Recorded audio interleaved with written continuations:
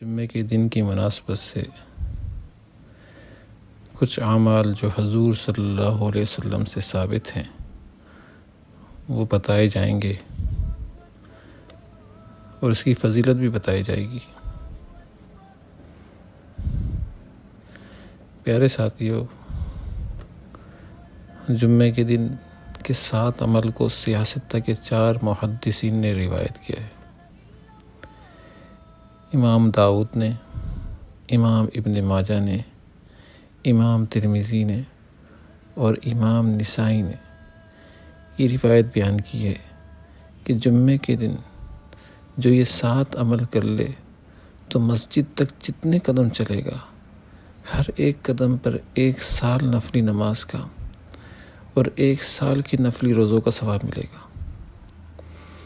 مثال کے طور پر اگر 100 قدم پر مسجد ہے تو 100 برس کی نماز کا ثواب اور 100 برس کے روزوں کا ثواب مل جائے گا۔ دیکھو ساتھیو، کیسا عمل ہے یہ جمعے کا دن، اور اللہ نے کیسا مبارک دن دیا ہے۔ مولا علی قاری رحمۃ اللہ علیہ لکھتے ہیں کہ سیاست میں کسی عمل پر اتنی فضیلت وارد نہیں ہے جتنا کہ اس عمل پر ہے، اور عمل بھی اتنا آسان کہ ڈر بھی نہیں کہ بھائی جب اتنا ثواب ہے تو بڑا مشکل عمل ہوگا۔ بہت آسان عمل ہے۔ اور وہ عمل کیا ہے کہ سب سے پہلے تو اللہ تعالیٰ کی ذات سے یہ دعا کریں کہ اللہ، یہ جمعے کے دن اعمال کرتے ہوئے سرکار دو عالم صلی اللہ علیہ وسلم کی جو نیت تھی اس نیت کے ساتھ میری نیت کو ملا دے۔ پھر اس کے بعد نمبر 1 عمل کریں، غسل کریں، اچھے کپڑے پہنیں، مسجد جلدی جانے کی کوشش کریں، پیدل جائیں، سواری پر نہ جائیں۔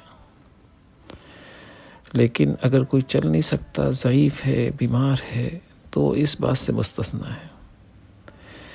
امام کے قریب جا کر بیٹھیں اور خطبہ غور سے سنیں۔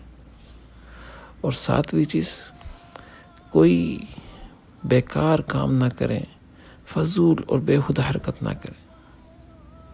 یہ 7 عمل ہو گئے، اور حضور صلی اللہ علیہ وسلم فرماتے ہیں کہ جمعے کے دن جو یہ 7 اعمال کرے گا اس کو مسجد تک ہر قدم پر 1 سال کے روزوں کا، 1 سال کی نفلی نمازوں کا ثواب ملے گا۔